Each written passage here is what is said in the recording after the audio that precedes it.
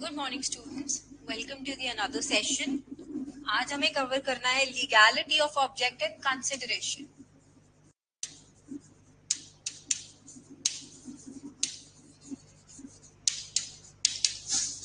यानी आपका जो कंसिडरेशन है वो भी लीगल होना चाहिए और जो ऑब्जेक्ट है आपके कॉन्ट्रैक्ट का वो भी लीगल होना चाहिए।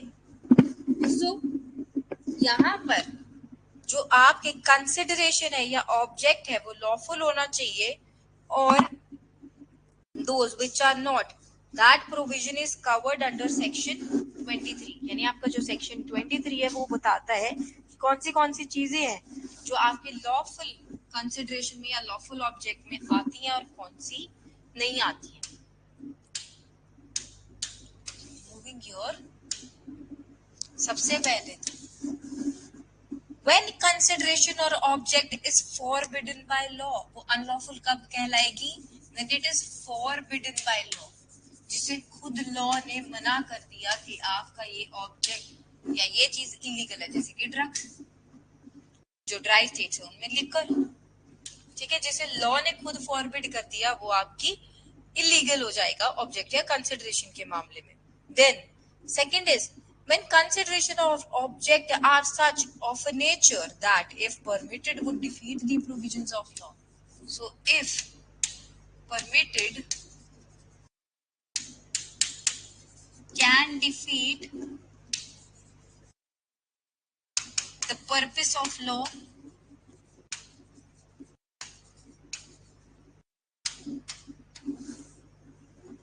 in that case also हम क्या मान लेंगे कि ये जो आपकी कंसिडरेशन है या ऑब्जेक्ट है इसे हम इलीगल मानेंगे या अनलॉफुल मानेंगे कि अगर ये डिफीट ही कर रहा है पर्पस को लॉ के तो हम इसे नहीं कंसीडर करेंगे।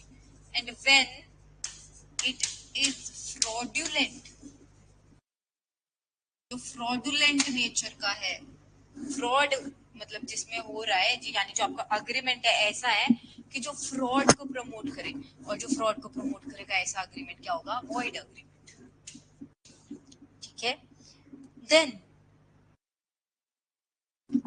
जहां पर जो कंसिडरेशन है वो इमोरल हो, कंसिडरेशन इज इमोरल।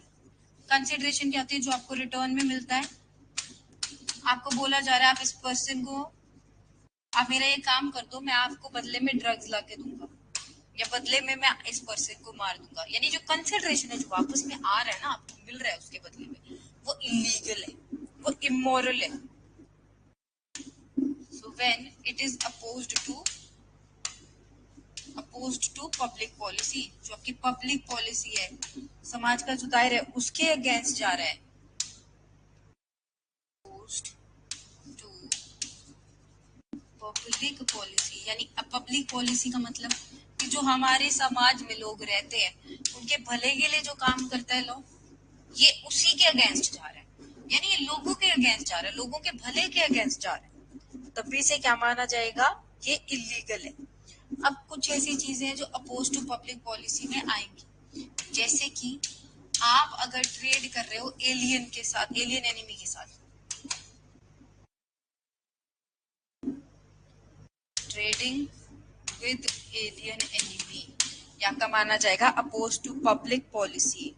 देन आप स्टिफल कर रहे हो प्रोसिक्यूशन को, सो स्टिफलिंग करना प्रोसिक्यूशन को मतलब आप जो प्रोसिक्यूशन, जो प्रोसेस चल रहा है ना केस का, लॉ का, आप उसे ठीक से चलने नहीं दे रहे हो, आप उसे ठीक से काम नहीं करने दे रहे हो। Then agreement to create monopolies, आप मार्केट में मोनोपोली बनाना चाहते हो, आप मोनोपोली मतलब अपना ही राज चलाना चाहते हो मार्केट में, ठीक है। आप क्या करना चाहते हो? सारे इकट्ठे हो जाना चाहते हो और फिर बाद में रेट्स बढ़ा दो ताकि कंज्यूमर कुछ कर ही नहीं पाए, because you are the only one providing that product to consumer, को वो खरीदना पड़ेगा। आप कोर्स ऑफ जस्टिस में इंटरफेयर कर रहे हो, आप मैरिज ब्रोकरेज के एग्रीमेंट्स बना रहे हो, देन इंसर्ट कर रहे हो कोई भी ऑब्लिगेशंस को उसमें जो पब्लिक पॉलिसी के अगेंस्ट है। तो ये सारी चीजें या कोई भी आपका कंसिडरेशन मतलब सॉरी, ये जो सारी चीजें ये क्या बनाती हैं? आपकी इसका पार्ट बनती है जो कंसिडरेशन आपकी अपोज टू पब्लिक पॉलिसी हो। या फिर एक और चीज भी है कि जो आपकी कंसिडरेशन है ना, इट्स सम पार्ट और a part of it is unlawful. इसका एक पार्ट क्या हो, अनलॉफुल हो, जो लॉफुल नहीं है। तो ऐसी चीजें आपकी क्या मानी जाती हैं, against the public policy, right.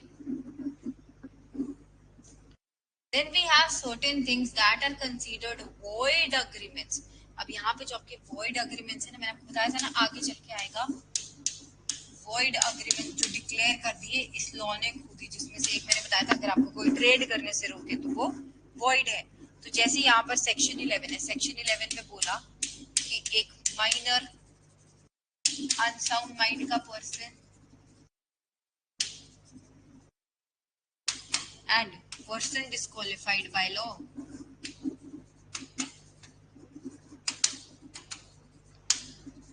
एक वैलिड अग्रीमेंट नहीं बना सकते, ठीक है। तो ये था आपका फर्स्ट सेक्शन कि एक minor person, person disqualified by law एक वैलिड अग्रीमेंट नहीं बना सकते। मैंने उसको ज्यादा डिटेल में इसलिए नहीं लिया क्योंकि we have already covered it very much in detail. अब आपका आता है सेक्शन नंबर 20, ध्यान से सुनो। Agreement made under bilateral mistake of fact. अभी मैंने समझाया था थोड़ी देर पहले, मिस्टेक ऑफ फैक्ट क्या होता है, जहां पर आपको गलती लग रही है किसी चीज पे, और जहां पर बायलेटरल मिस्टेक हो उसके लिए सेक्शन 20 कवर करता है। और जब बायलेटरल मिस्टेक हो जाए, दोनों पार्टीज को गलती लग जाए, तो कॉन्ट्रैक्ट क्या हो जाता था, वॉइड। क्या ये याद आया, यस और नो? इसी के साथ सेक्शन 23, सेक्शन 20 तक हमने कवर करा। सेक्शन 23 क्या बात कर रहा है, अग्रीमेंट द कंसिडरेशन और object of which is unlawful. ऐसे अग्रीमेंट कंसिडरेशन और object of which is unlawful, जिसका ऑब्जेक्ट अनलॉफुल है, उसका ऑब्जेक्ट क्या है, अनलॉफुल है, आपका काम ही अनलॉफुल है। तो अभी भी हम पढ़ के आए हैं ऊपर ही, अनलॉफुल ऑब्जेक्ट क्या करता है, कॉन्ट्रैक्ट को वॉइड डिक्लेयर करवाता है। अनलॉफुल ही होना चाहिए आपके कॉन्ट्रैक्ट का ना जो ऑब्जेक्ट है। देन सेक्शन नंबर 24, जो सेक्शन 24 है वो किस बारे में बात करता है, अग्रीमेंट द कंसिडरेशन और object of which is unlawful in part. Agreement और consideration, sorry, agreement of which, चाहे कंसिडरेशन और object is unlawful in part, यानी जिसका या तो अग्रीमेंट का या तो कंसिडरेशन या फिर ऑब्जेक्ट अनलॉफुल है किसी पार्ट में, यानी कोई उसका एक पार्ट है जो अनलॉफुल है किसी अग्रीमेंट का या किसी भी कॉन्ट्रैक्ट को, तो वहां पर भी ये क्या हो जाते हैं, वॉइड अग्रीमेंट्स डिक्लेयर हो जाते हैं, इन्हें वैलिड नहीं माना जाता है। सेक्शन नंबर 25, दीज गो इन अ रो, ठीक है। अग्रीमेंट्स मेड विदाउट कंसिडरेशन, मैंने क्या समझाया था कंसिडरेशन करवाते टाइम, कि कंसिडरेशन मस्ट बी देयर, चाहे वो एडिक्वेट हो चाहे नहीं हो। So agreements which are made without consideration are again void.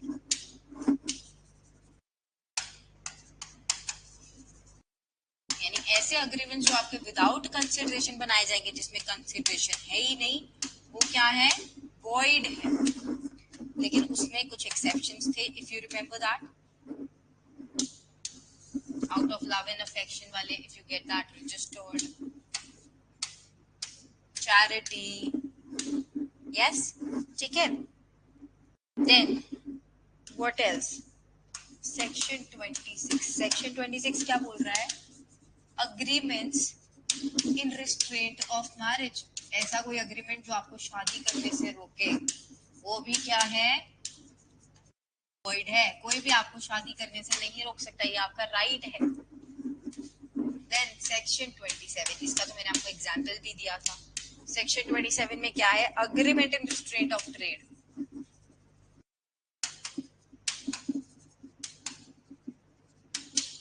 अगर कोई आपको काम करने पे, ट्रेड करने पे रोक टोक लगाएगा, आपको कहीं पर वैलिडली काम नहीं करने देगा, तो ऐसा अग्रीमेंट वॉइड कहलाएगा।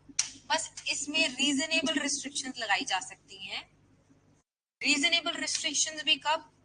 जैसे मान लो फॉर एग्जांपल आप कैडबरी में काम करके आए हो, कैडबरी के आपने वो जो इनके मतलब होते हैं ना रेसिपीज होती हैं, ट्रेड रेसिपीज, वो आपने सीख ली। आप बाहर ही आके अपने नाम पे कोई कैडबरी जैसी चॉकलेट मेकिंग फैक्ट्री खोल के बैठ जाओ। अब ऐसा नहीं ना हो सकता, तो वो तो आपको रोकेंगे ही। ऐसे तो सारे के सारे जो फैक्ट्रीज हैं लोग यही करेंगे, वहां पर काम करेंगे, कुछ टाइम काम सीख करके अपनी फैक्ट्री खोल देंगे एज एन, जैसे वो लगा लो ऑपोजिशन में। ठीक है, तो यहाँ पर आपको रोका जा सकता है कि आप हमारे साथ सेम बिजनेस नहीं खोलेंगे, हमारे साथ ऑपोजिट बिजनेस नहीं खोलेंगे हमारे आसपास, या तो कुछ टाइम पीरियड के लिए या कुछ लोकल लिमिट्स तक। यानी आप पे ये रीजनेबल रिस्ट्रिक्शन लगाई जा सकती है। ऐसा कुछ अनरीजनेबल रिस्ट्रिक्शन नहीं होनी चाहिए कि आप जिंदगी भर काम ही नहीं कर पाओगे। ऐसा कुछ अनरीजनेबल नहीं, रीजनेबल रिस्ट्रिक्शन लगाई जा सकती है। ठीक है, अगर रीजनेबल रिस्ट्रिक्शन लगा रहे हैं तो वो वेल एंड गुड है, ठीक है। Then 8th one is agreement in restraint of legal proceeding. Section 28, इसमें क्या बात करी है कि अग्रीमेंट्स जिसमें आप पे रिस्ट्रेंट लगाया जा रहा है, आपको रोका जा रहा है in relation to running a proceeding, running a legal proceeding. यानी आपको कोई भी लीगल प्रोसीडिंग को चलाने से नहीं रोका जा सकता, या अगर जो इसकी बेराक लैंग्वेज है वो क्या बोलती है? Agreement in restraint of legal proceeding, agreement in restraint of legal proceeding simply. ठीक है, यानी आपको रोका नहीं जा सकता है एक लीगल प्रोसीडिंग रन करने से। अगर ऐसा कोई कॉन्ट्रैक्ट बनाया है जिसमें आपको रोका जा रहा है कि आप हमारे अगेंस्ट केस फाइल कर ही नहीं सकते हो, तो ऐसा कोई भी कॉन्ट्रैक्ट वैलिड नहीं माना जाएगा, ऐसा कॉन्ट्रैक्ट वॉइड डिक्लेयर कर दिया जाएगा। और मैंने आपको स्टार्टिंग में बताया था, जब भी आप कोई अग्रीमेंट बनाते हो ना, तो उसमें जो भी मीनिंग होगा ना वो सर्टेन रखना। Agreement whose meaning is uncertain, जहां पे आपको टर्म्स एंड कंडीशंस ही नहीं समझ आ रही हैं, that will make the contract void. जहां पर आपको ये नहीं समझ आ रहा चाहते क्या है, जहां पर आपको ये नहीं समझ आ रहा कहना क्या चाहते हैं, मैं आपके साथ कॉन्ट्रैक्ट करूंगा लेकिन कभी तो करूंगा, उसके लिए मैं आपके बिजनेस में कम से कम 5 करोड़ रुपए इन्वेस्ट करूंगा, फिर मैं कुछ सामान भी खरीदूंगा। अब इसमें कुछ समझ आ रहा है कि क्या खरीदना है, कब इन्वेस्ट करना है, किस लिए करना है? कुछ नहीं ना। तो जब तक आपको टर्म्स एंड कंडीशंस सर्टेन ना मिल जाए ना, फिक्स्ड ना मिल जाए, कोई चीज सेंस ना बनाए जो कॉन्ट्रैक्ट बना रहे हो, तब तक वो कॉन्ट्रैक्ट क्या होगा? वॉइड डिक्लेयर्ड रहेगा। Then wagering agreements, wagering agreements बहुत इंपॉर्टेंट है, ध्यान से देखो। सेक्शन नंबर 30 स्टार मार्क करो, वेजरिंग अग्रीमेंट। वेजरिंग अग्रीमेंट्स कौन से होते हैं? सबसे पहले तो ये बताइए, वॉइड होते हैं, ठीक बात, होते कौन से?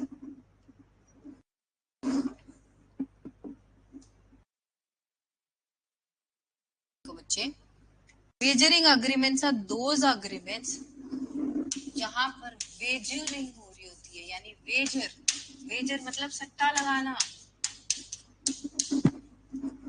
जैसे कि बेटिंग।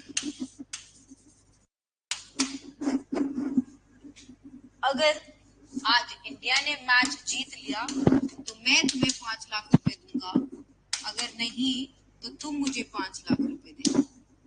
इसे बोलते हैं सट्टा लगाना, जहां पर एक इवेंट के बेसिस पे एक पर्सन का लॉस हो रहा हो और एक पर्सन को बेनिफिट हो रहा हो। ठीक है, ऐसे कॉन्ट्रैक्ट सट्टेबाजी करना is not allowed, it is considered illegal. So अगर कोई भी पर्सन सट्टे लगा रहा है तो that will make the contract void, that will lead the contract to be considered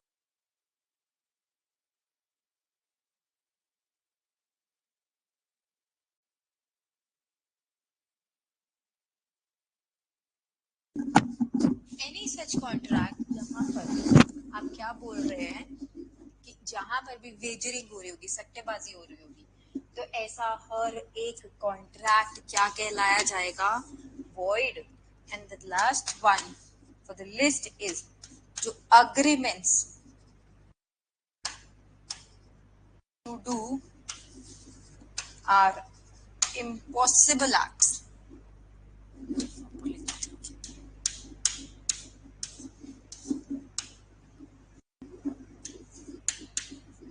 section 56 ठीक है. सो agreements to do impossible acts.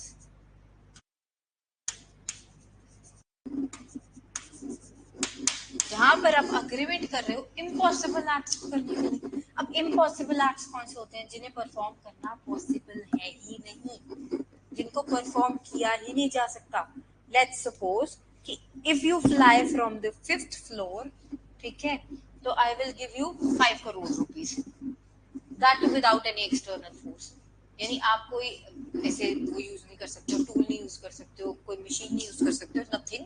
You just have to fly with your hands, ऐसा फ्लैपिंग वाला उसमें पोजीशन में like a bird. Can you do it? Obviously no. अगर आप मुझे जादू से ट्रेजर ढूंढ के दिखा देंगे तो मेरी सारी प्रॉपर्टी आपकी. Again an impossible act.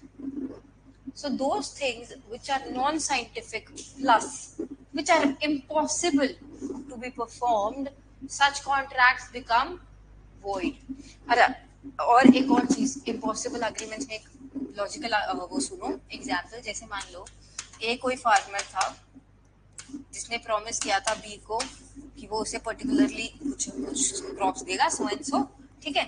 लेकिन ये जो फार्मर है ना, इसकी सारी फसल खराब हो गई फॉर एनी रीजन. अब यहाँ पे इसके लिए पॉसिबल नहीं है कि ये इसे कॉन्ट्रैक्ट पूरा करके दे सके, तो यहाँ पर भी ये कॉन्ट्रैक्ट क्या हो जाएगा? वॉइड डिक्लेयर हो जाएगा. यहाँ पे it becomes impossible to act on that, where it becomes completely impossible. तो यहाँ पर क्या होता है कि आपके जो कॉन्ट्रैक्ट्स हैं वो वॉइड डिक्लेयर कर दिए जाते हैं. अब फटाफट से एक रीकैप लेते हैं.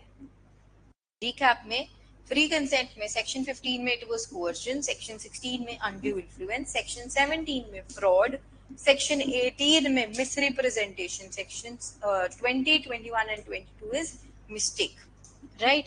सो यहाँ पर कोercion के बाद अनलॉफुल ऑब्जेक्ट एंड कंसिडरेशन जिसकी बात की गई थी सेक्शन 23 में.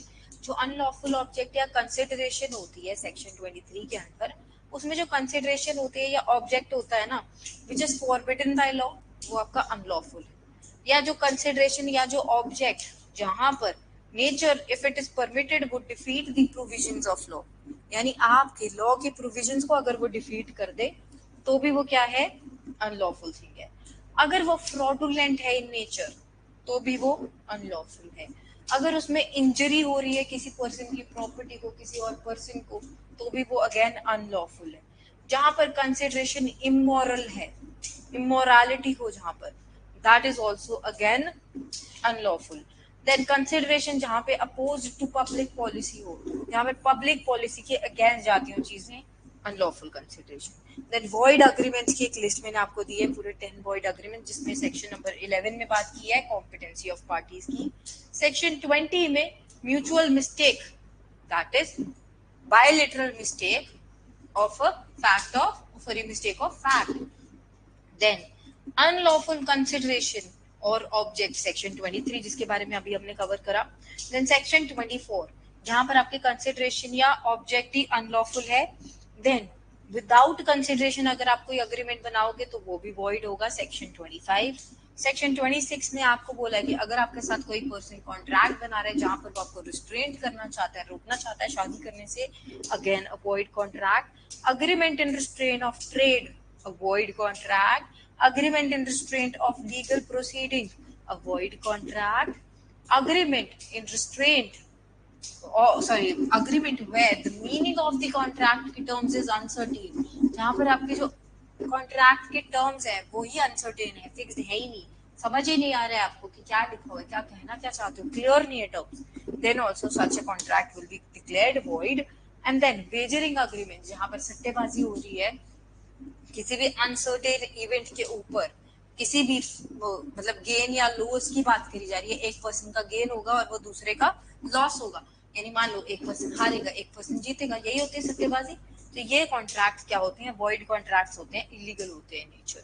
Then to do impossible act, अब जो वेजरिंग अग्रीमेंट्स है ना कुछ स्टेट्स में इलीगल भी है, ठीक है, याद रखना. Then to do impossible act, अगर आप कॉन्ट्रैक्ट बना रहे हो इम्पॉसिबल एक्ट करने का, कॉन्ट्रैक्ट कैसा है, इम्पॉसिबल एक्ट करने का, सो वहां पर भी आपका कॉन्ट्रैक्ट वॉइड हो जाएगा. अब वेजरिंग अग्रीमेंट्स के बारे में मैं कुछ चीजें और बताना चाहती हूँ, क्योंकि वेजरिंग अग्रीमेंट आपका एक मतलब ऐसा इंपॉर्टेंट एरिया है जहाँ पे आपको रिस्पेक्टिवली स्पेसिफिकली क्वेश्चन पूछा जा सकता है. देखिए वेजरिंग अग्रीमेंट्स के एसेंशियल्स क्या क्या होते हैं. सबसे पहले कि आप मनी पे करने का प्रॉमिस करते हो किसी अनसर्टेन इवेंट पे, जहाँ पे म्यूचुअल चांसेस होते हैं दोनों में से कोई ना कोई तो जीतेगा कोई ना कोई हारेगा, और जहां पर कोई कंट्रोल नहीं होता किसी का उस इवेंट पे. Fifth is no interest in the event, interest नहीं है इवेंट में, आपको इंटरेस्ट है गेन या लूज में जो आपको मिलेगा उसके बाद, ठीक है.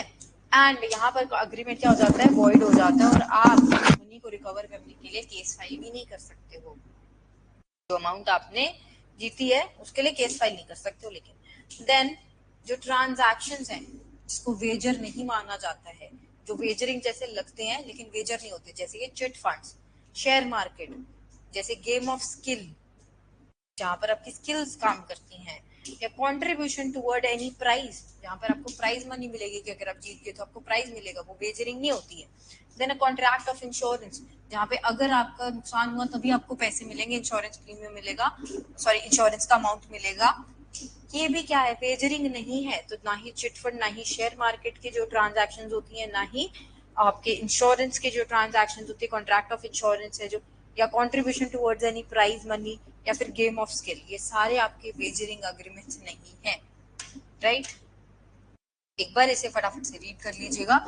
नोट्स के लिए I am writing the number on the board itself, तो आप इस नंबर पर कांटेक्ट कर सकते हैं.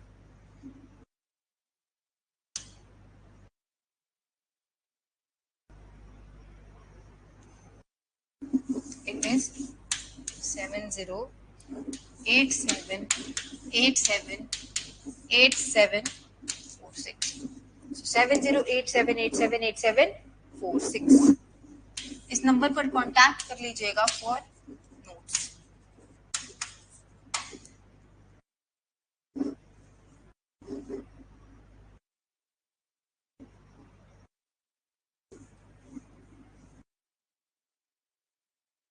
दिखाती हूँ एक मेरी नंबर